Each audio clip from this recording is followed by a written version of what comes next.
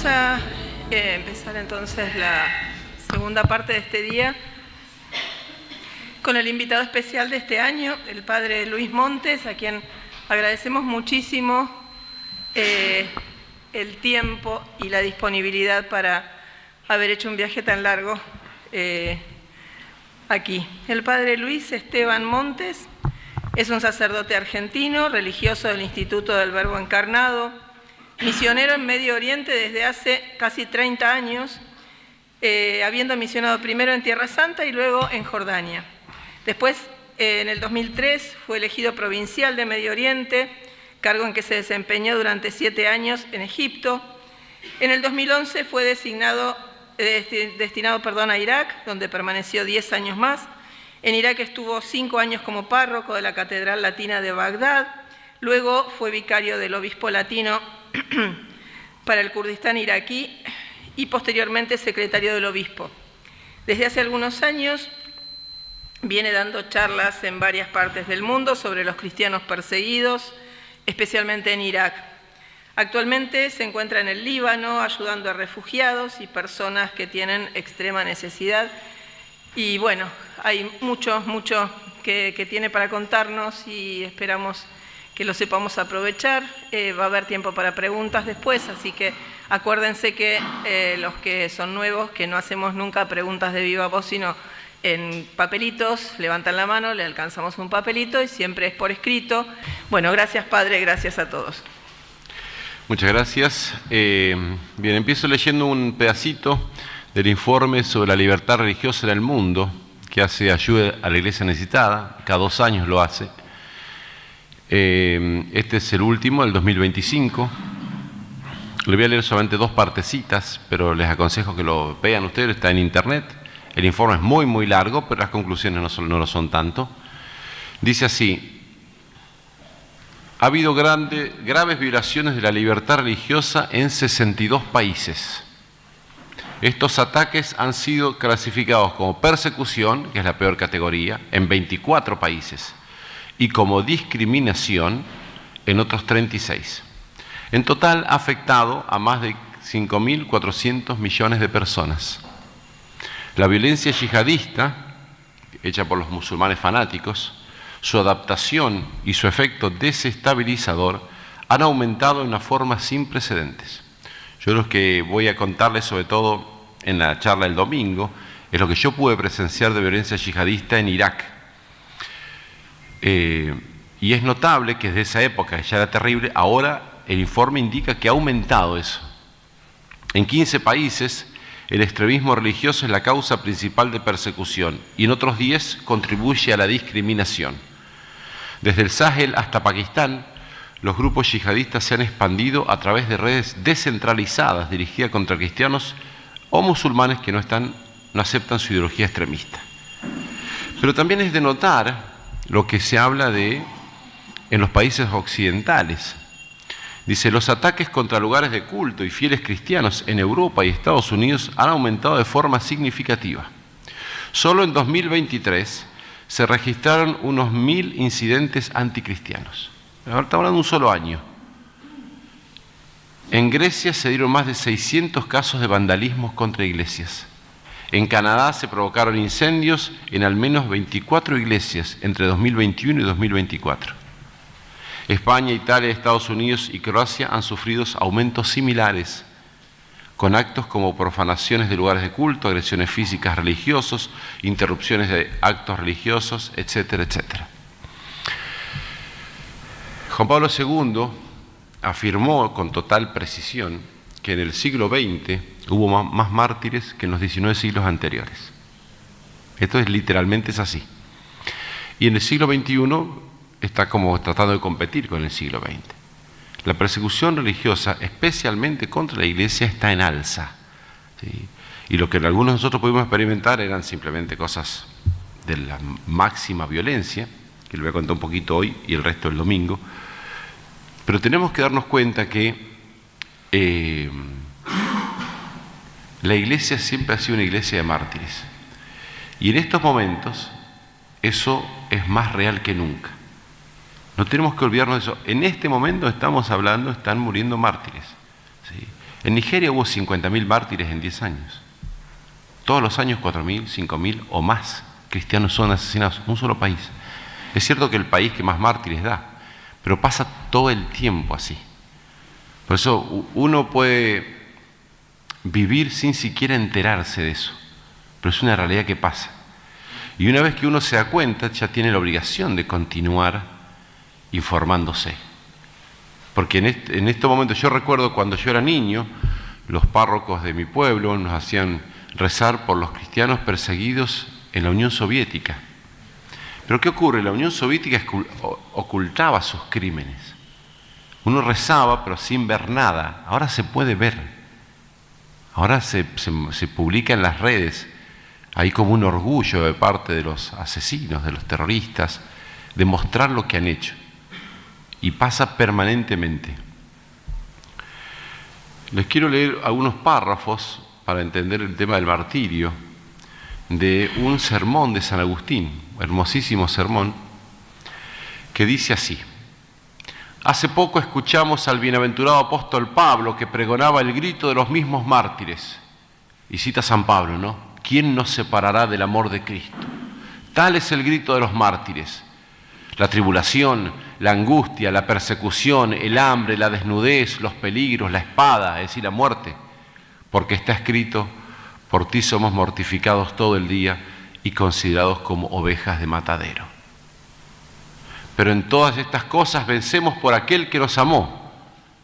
Continúa San Pablo, ¿no? Y San Agustín agrega: este es el grito de los mártires, soportarlo todo, no presumir de sí mismos y amar a quien es glorificado en los suyos, para que quien se gloríe en el Señor.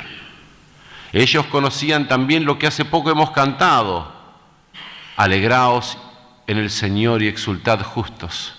Sí, los justos se alegran en el Señor. En cambio, los injustos no saben alegrarse más que en el mundo. Pero este es el primer ejército que hay que vencer. Primero hay que vencer al placer que ofrece el mundo y luego al dolor con el cual amenaza el mundo. ¿Cómo puede superar la crueldad del mundo quien es incapaz de superar sus halagos? Yo me quería detener un poquito en esto porque es lo que uno ve en Occidente, es lo que uno ve en los países donde el materialismo reina absolutamente. De hecho, en cierto sentido es más fácil ser cristiano en Medio Oriente que en Occidente. Porque en Oriente, en Medio Oriente, donde yo vivo, ¿sí?, está la persecución directa y está la persecución por la fe.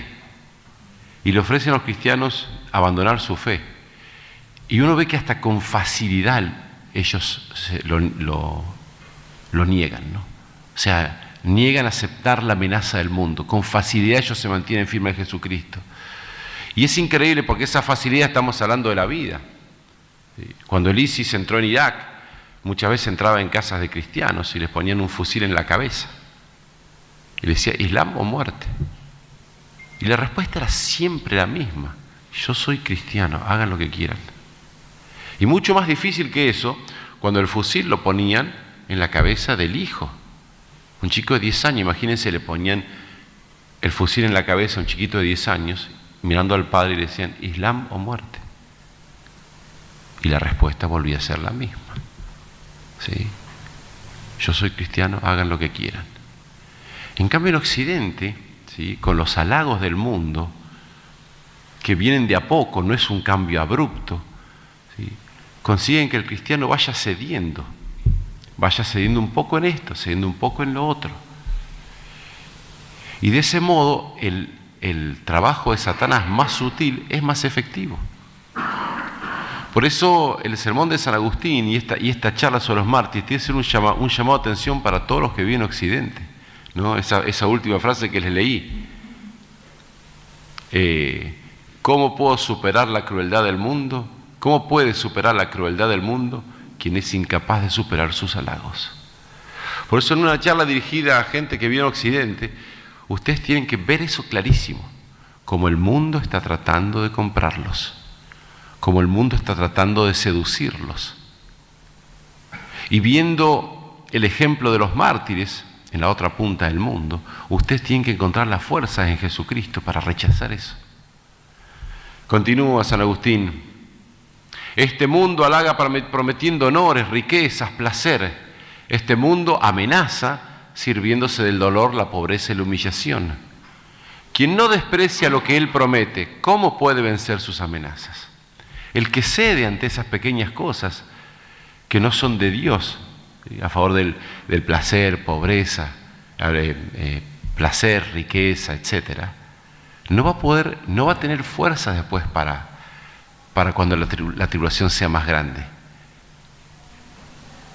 El apóstol pasó ciertamente por alto todos los halagos del mundo y quiso que lo recordases tú, halagado por el mundo. ¿Por qué? Porque anunciaba de antemano los combates de los mártires, aquellos combates en que vencieron la persecución, vencieron el hambre, la sed, la penuria, la deshonra y por último el temor de la muerte, el más cruel de los enemigos. Considerad, hermanos, que todo es obra del arte de Cristo. El apóstol nos invita a preferir el amor de Cristo al del mundo. ¿Cuántas estrecheces han de pasar quienes quieren robar cosas ajenas? Fíjense, hace la comparación, ¿no? Cómo los malvados aceptan el sufrimiento para conseguir lo que quieren. El avaro, el oro, ¿sí? Y nosotros muchas veces nos negamos a aceptar los sufrimientos necesarios para unirnos más a Jesucristo. Fíjense la comparación, ¿no? ¿Cuántas estrecheces pasan los que quieren robar cosas ajenas? Pasan persecución. Pero al avaro la persecución no lo quiebra, está pensando en su fin, que es el oro, y no le importa la persecución. Dice, el avaro dice en su corazón lo que quizás no se atreve a decir con su lengua. ¿Quién nos separa de la ambición del oro? La tribulación, la angustia, la persecución. Como se dice actualmente, ¿no? La única penitencia que hacen los cristianos en muchos lados es el gimnasio. Por un bien que es efímero, sí, la belleza corporal, lo que sea, están dispuestos a sacrificarse. Pero no están dispuestos a hacer sacrificios por alejarse del pecado. No están dispuestos a hacer penitencia. Recordemos los llamados de todas las apariciones marianas, penitencia. Dice,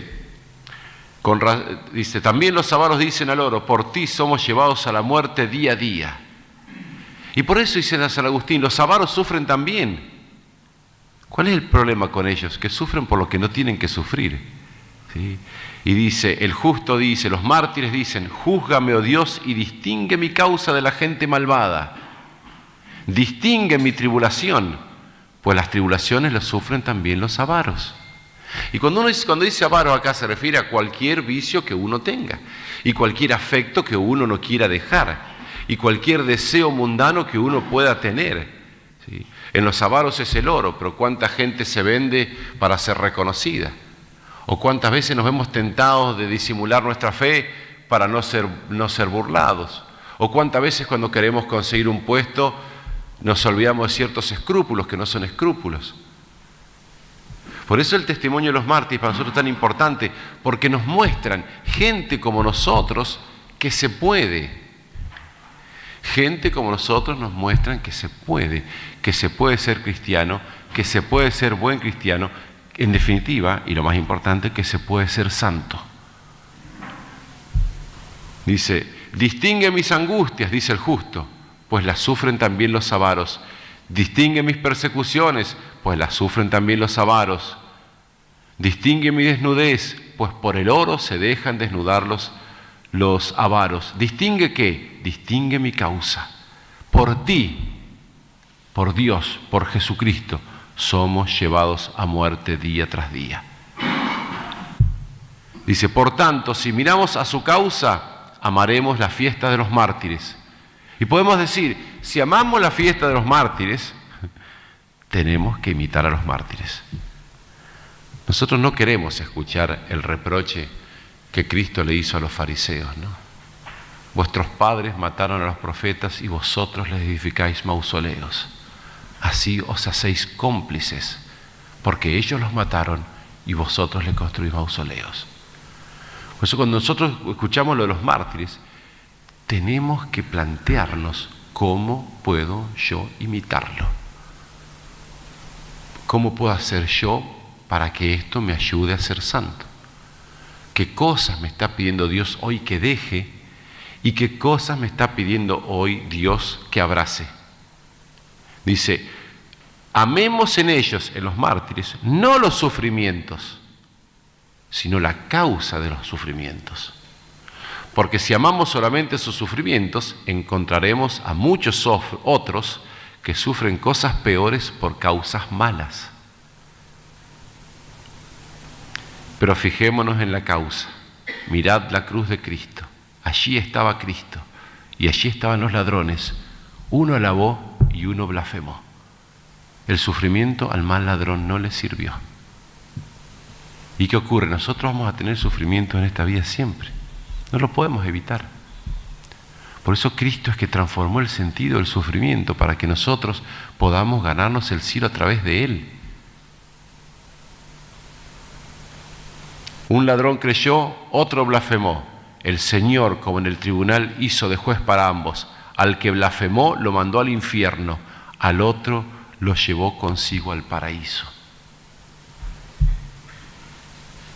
Elegid pues la causa de los mártires si queréis alcanzar la palma de los mártires. ¿Qué ocurre? Como yo les había dicho antes, nosotros ahora podemos enterarnos de lo que pasa. En la época de la Unión Soviética no podíamos, sabíamos que había persecución, pero no conocíamos nada. Ahora está todo a la vista. Nosotros tenemos obligación, una vez que ya hemos entrado en contacto con el tema, de seguir. Imaginen ustedes, por ejemplo, uno escucha esos testimonios de los primeros mártires, los primeros siglos, ¿no? Santa Felicidad y Perpetua, ¿no? O San Lorenzo, ¿no? Estuvieron en la cárcel, fueron torturados antes de las fieras, Santa Felicidad y Perpetua. ¿Qué daríamos nosotros por acercarle un vaso de agua a uno de ellos antes de que entren en la arena a morir? Y ahora lo podríamos hacer y sin embargo no lo hacemos. Tenemos a los mártires, a los cristianos perseguidos, a los cuales efectivamente podemos ayudar. Primero con nuestras oraciones, segundo con nuestros sacrificios, ¿sí? Y después incluso ver cómo ayudarlos enviándole alguna ayuda. Cuando yo estuve en Irak, 120.000 cristianos perdieron todo lo que tenían, absolutamente todo, por seguir siendo fieles a Jesucristo. Muy fácil les era no perder todo, bastaba con que renunciaran a Jesucristo, bastaban con que se hagan musulmanes y no les iba a faltar nada. 120.000, el caso que yo conozco de Irak, y se quedaron sin nada. ¿Y ustedes se creen que vino alguna ayuda de las organizaciones internacionales, la ONU, etcétera? No llegó nada. Pero fueron cristianos de Europa, de otros lados, que uno mandaba una pequeña ayuda, otro mandaba otra. Y así esas 120.000 personas se les consiguieron primeros tiendas, después campos de refugiados, comida, agua, etcétera. La gente que hizo eso, ¿sí? Si creemos en las palabras de nuestro Señor Jesucristo, van a recibir el premio acorde con lo que hicieron. Cristo dice, al que reciba un profeta, porque es profeta, recibirá paga de profeta. Parafraseando, podemos decir, al que ayuda a un mártir, por ser mártir, recibirá paga de mártir. Hablando en cristiano, es el mejor negocio del mundo. Y eso pasa ante nuestros ojos. Uno podía ver en Facebook el barbudo con 10 cabezas de cristianos colgadas al lado suyo, enorgulleciéndose que lo había cortado.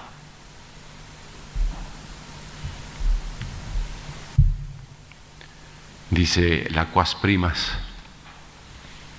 mientras los hombres y las naciones alejados de Dios corren a la ruina y a la muerte por entre incendios de odios y luchas fratricidas, la Iglesia de Dios, sin dejar nunca de ofrecer a los hombres el sustento espiritual, engendra y forma nuevas generaciones de santos y de santas para Cristo, el cual no cesa de levantar hasta la eterna bienaventuranza del reino celestial a cuantos le obedecieron y sirvieron fidelísimamente en el reino de la tierra. Y uno, como sacerdote, uno eso lo puede ver permanentemente. uno puede ver permanentemente cómo Dios se forja almas de santos. Estando en un lugar de persecución es clarísimo, pero clarísimo, ¿no?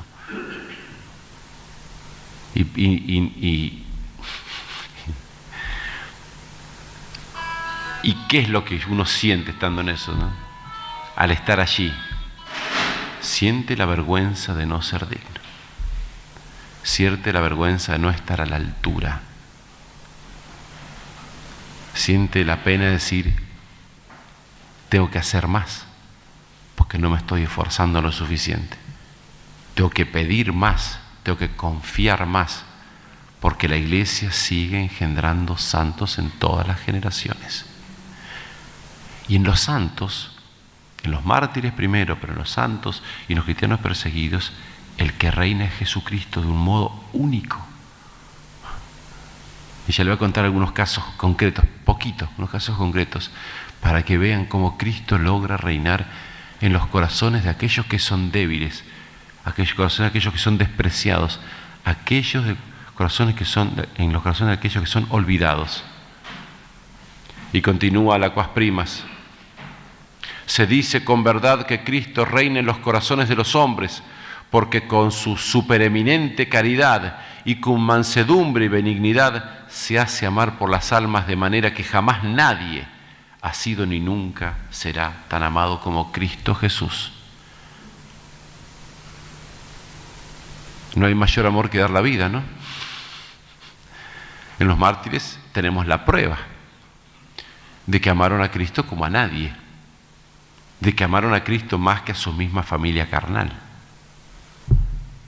Incluso, por ejemplo, en musulmanes convertidos, que lo que ellos saben es que se ganan el odio de toda su familia para siempre. Pero Cristo reina de un modo total en sus corazones, mucho más que en nuestros corazones más tibios. Y en los cristianos perseguidos, aunque no lleguen a ser mártires, confesores de la fe, Cristo reina de ese modo. Y por eso para mí, cuando me dice muchas gracias por venir acá en un viaje tan largo, o sea, es mi obligación, ¿no? Ser testigo de eso implica estar dispuesto a llevarlo a todos lados. Porque las palabras mueven, pero los ejemplos arrastran. Y yo les traigo ejemplos concretos de gente que era como nosotros, con sus problemas, sus luchas, sus tentaciones y sus caídas, ¿sí? Pero que el Dios que hace misericordia con el que quiere hacer misericordia los transformó. Y continuó las Aquas Primas. Los textos que hemos citado de la Escritura demuestran evidentísimamente, y el mismo Jesucristo lo confirma con su modo de obrar, que este reino es principalmente espiritual y se refiere a las cosas espirituales. Y por eso la obligación que tenemos todos nosotros, ¿sí?, es que primera de todas es que Cristo reine en mi corazón. Porque si yo dejo a Cristo reinar en mi corazón de modo completo y absoluto, voy a tener el poder de transformar el mundo. Muchas veces entre los cristianos está toda la cuestión teórica y qué bien que se habla y todo lo demás. Pero al final de la jornada, aquel que se salva sabe y el que no, no sabe nada. Entonces lo que nosotros tenemos que hacer al conciliar el reinado de Jesucristo es, primero, si el cristiano a pie, ¿no?, que no influencia tanto a nivel político, ¿qué es lo que tiene que hacer? Tomar la decisión de ser santo. Dejar que Cristo reine de modo absoluto y total en su corazón. Dejar que Cristo nos utilice a nosotros como un instrumento y que haga con nosotros lo que quiera. Este reino es principalmente espiritual y se refiere a las cosas espirituales, dice la Aquas Primas. Este reino únicamente se opone al reino de Satanás y a la potestad de las tinieblas, y exige de sus súbditos no solo que despegadas sus almas de las cosas y riquezas terrenas, lo que decía San Agustín al principio, no dejarnos comprar por los halagos del mundo. Exige de sus súbditos no solo que despegadas sus almas de las cosas y riquezas terrenas, guarden ordenadas sus costumbres y tengan hambre y sed de justicia, sino también que se nieguen a sí mismos y tomen su cruz. Lo que decía San Agustín en la segunda parte, ¿sí? Rechazar los halagos del mundo, despreciarlos, ¿sí? Y soportar las amenazas y la persecución del mundo. Porque es del mismo San Agustín la frase que toma el Concilio Vaticano II, ¿no? La Iglesia peregrina en esta tierra, entre las persecuciones de los hombres y los consuelos de Dios. ¿Y qué es lo que nosotros vemos allí en Medio Oriente? Vemos cristianos como nosotros, incluso niños, ¿sí? Que llevan a Cristo de modo absoluto en sus corazones. Y les voy a contar algunos pequeños ejemplos, ¿sí? Por ejemplo, cargan con la cruz, como dijo el Papa. He conocido personas que han sido torturadas durante semanas por el Estado Islámico, por terroristas. Torturados durante semanas. Bastaba una sola palabra para que dejen torturarlos, que aceptasen abandonar a Cristo. Y no lo lograron. En Irak no tenemos constancia de gente que haya apostatado. Estamos hablando de 120.000 personas. Gente que literalmente perdía todo. Y cuando uno dice perder todo, y estamos hablando de 120.000 personas, uno tiene que ponerle rostro a eso. Porque 120.000 es un número muy grande, queda como una estadística. Pero tiene que poner un rostro, ¿sí? Imaginemos, por ejemplo, a una persona que nosotros queremos mucho, ¿sí? Que entra a la casa y le pone un arma en la cabeza y le dicen, o haces esto que está mal o te mato. Y perderlo todo significa todo. La casa, el auto, los ahorros que tenga, incluso cosas sin mucho valor, pero que son valiosas para nosotros, ¿no? Todos los recuerdos que uno tiene en una casa determinada. Las mismas fotos. Imagínense de golpe, ¿sí? Toda su ciudad arrasada. Y cuando después volvían estaban todas las casas quemadas. O sea, es literalmente perder todo. Especialmente difícil para el hombre de la casa. Porque no puede hacer nada, es una impotencia absoluta para hacer algo, para defender a la gente que él quiere. Cargaron su cruz. Yo recuerdo en el campamento de refugiados de Bagdad, un campamento de refugiados cristianos, ¿no? Y iba a charlar con una familia, me quedaba charlando con ellos y me contaban cómo habían huido, todo lo que había pasado. Y puede estar hablando media hora, 40 minutos, todas las penas, todos los detalles, todos llorando, todos tristes. Y al final decían, Allah bi'arif, Dios sabe. Cargaron con su cruz. Cómo vencen al odio. Cómo Cristo triunfa en sus corazones y perdonan cosas que parecen imperdonables. Es hasta extraño, hasta nos parece extraño. De hecho, a mí muchas veces me preguntaban distintos periodistas, ¿no? ¿Cómo hace usted, padre, para predicar el perdón con gente que ha sufrido tanto? Yo no necesito predicar el perdón acá. Ellos me enseñan a perdonar a mí, porque perdonan cosas que parecen imperdonables. Recuerdo una señora,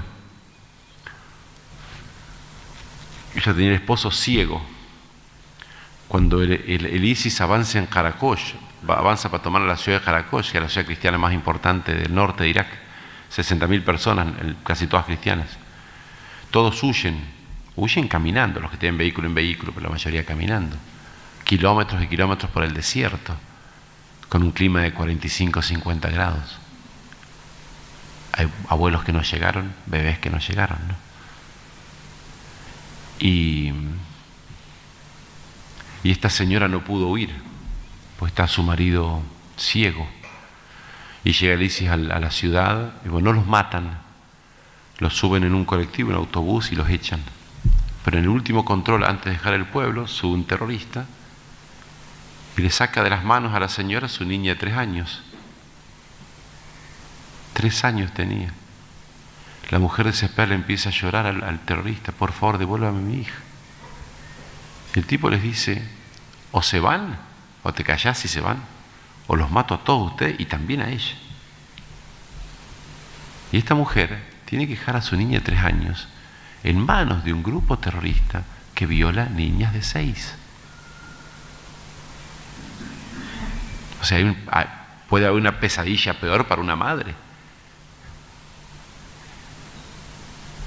Al año, yo recuerdo que ha pasado un año, vi un reportaje a esta señora. Esta señora salió en Así Prensa, se pedían oraciones para que su hijita Cristina pueda volver, qué sé yo, qué sé cuánto. Al año, un periodista español le dice a esta mujer: ¿y usted perdona a los que le robaron su niña? Usted tiene que ver la cara de esa mujer, hace así, extrañada. Dice: sí, yo soy cristiana, ¿no? Ella creía que pensaban que era musulmana, porque le preguntaban si te había perdonado. Soy cristiana, o sea, tengo que perdonar. Es un poder para vencer el odio que es una cosa que uno no se lo puede creer, ¿no? Cada uno de ustedes piense en su corazón las veces que ha quedado enojado con alguien por una cosa pequeñita que le hicieron, ¿no? ¿Qué sé yo? Esposo que está enojado por 2 días por una pelea estúpida.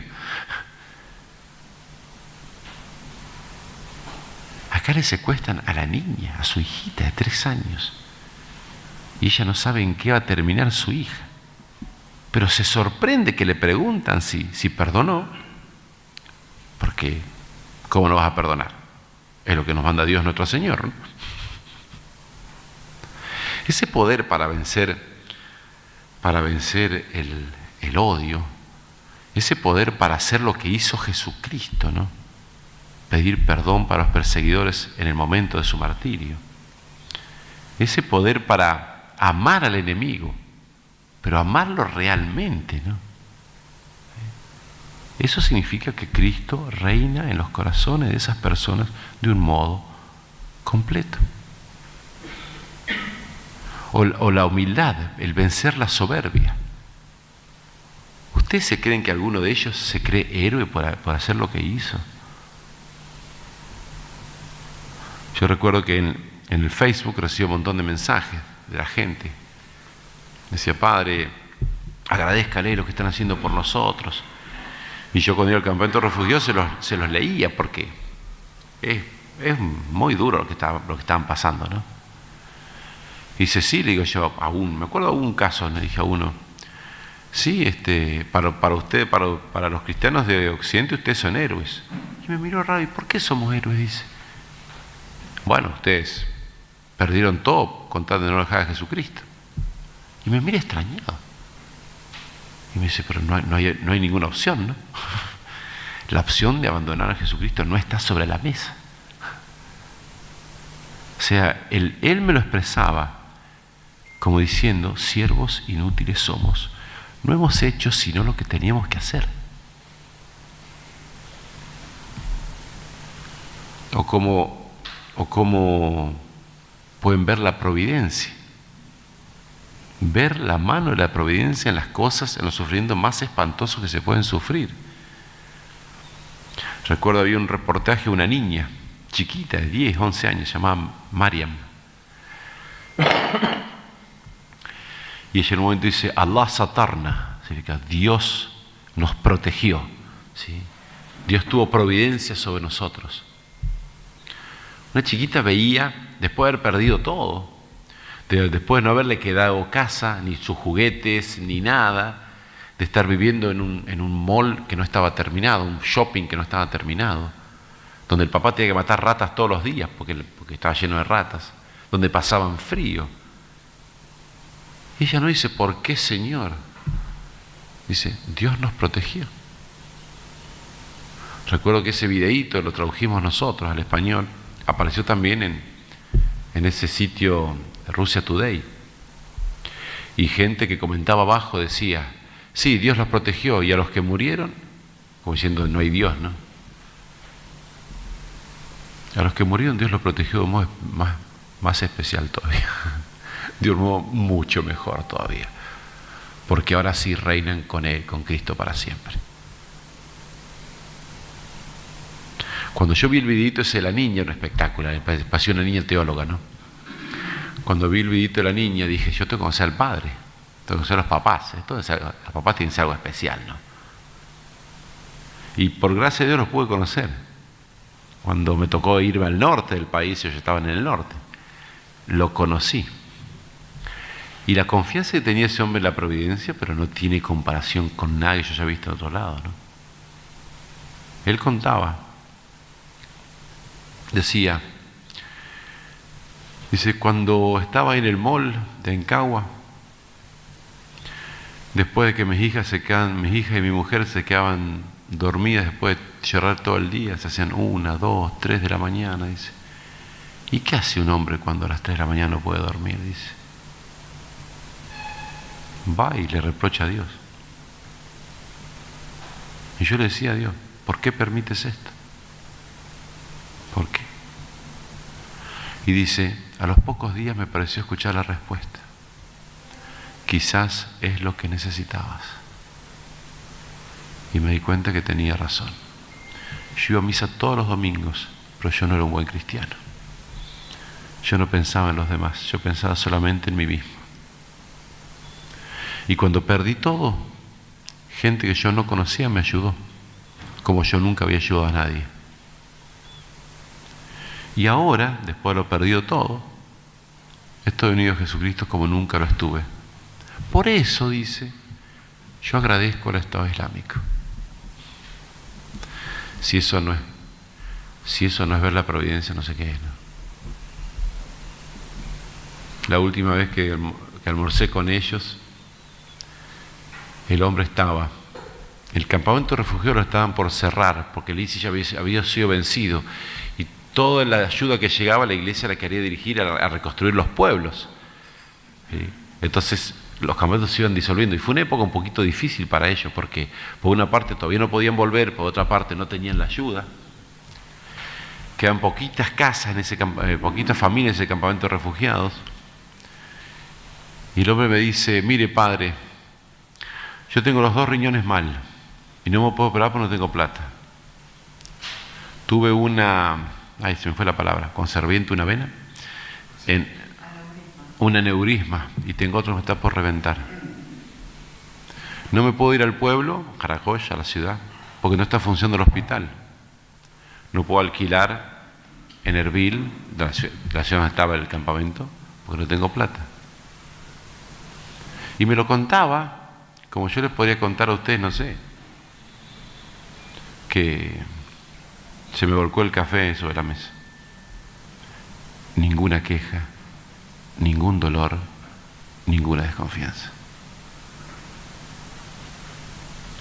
No, es impresionante hablar con esa gente. Es impresionante hablar con gente que cree el Evangelio en serio, que sabe que Dios es Padre y que es todopoderoso, y entonces, ¿qué podemos temer, no? Pues uno lo ve permanentemente. En ese caso de confianza en la providencia es absolutamente increíble. O que vencen al mundo con la alegría basada en la cruz. Yo siempre digo esta frase, y hay gente que puede pensar que es una frase linda o un poco exagerada, y no es linda ni exagerada, es algo absolutamente literal. Yo les conté que en el campamento de refugiados la gente me contaba llorando todas sus penas, y que siempre agregaba, Dios sabe, ¿no? Pero la frase es esta: yo he visto más alegría en los campamentos de refugiados cristianos en Bagdad y en Erbil que en las ciudades de América o de Europa. Y es literal. Gente que no tiene nada y tiene una felicidad, una paz, una alegría que ustedes no lo pueden creer. Y es una alegría verdadera, pues es la alegría basada en el sufrimiento, que es la alegría que nadie nos puede arrebatar, que es la imitación de nuestro Señor Jesucristo que estuvo crucificado, que al mismo tiempo que sufría su alma veía a Dios. ¿Qué halago le puede dar a esa gente el mundo ya? Si descubrieron la verdadera alegría, la alegría profunda. ¿Qué paz puede esperar del mundo gente así? Que ya tiene la paz en su corazón. Paz que no tenía antes de la persecución.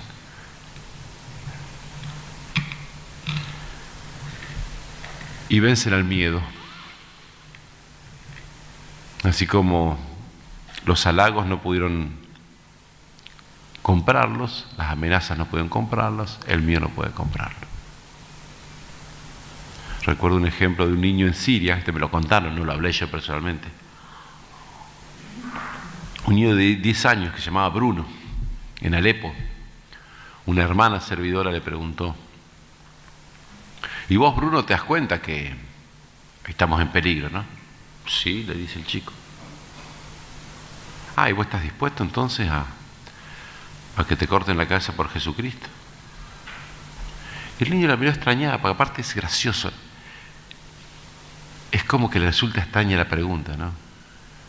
Y dice: hermana, Cristo murió por nosotros. Algo tenemos que sufrir, ¿no? 10 años tenía, 11, y está hablando de su posible propio martirio. Por eso nosotros tenemos que convencernos de varias cosas, considerando estos ejemplos, ¿no? Sí. Porque además, ya les digo, yo los conocí antes de la persecución a muchos de ellos. Y eran como nosotros, ¿no? Tenían problemas con el vecino, con el marido, la esposa. Los chiquitos eran vagos como éramos vagos nosotros cuando éramos niños. Lo único que nos hace falta para ser santos es quererlo. Si queremos ser santos, vamos a ser santos, porque Dios lo quiere. Nosotros tenemos que abrir nuestro corazón a Jesucristo para que Él reine de modo absoluto en nosotros. Tenemos que decirle que estamos dispuestos a dejar todas las cosas que a nosotros nos llaman la atención y nos gustan, y tenemos que decir que estamos dispuestos a sufrir todas las cruces que Él quiera mandarnos. Y si se lo decimos de veras, Él se va a encargar. Tenemos que dejar que Cristo reine en nuestros corazones, de modo absoluto y total. Bueno, esto es todo lo que preparé para hoy.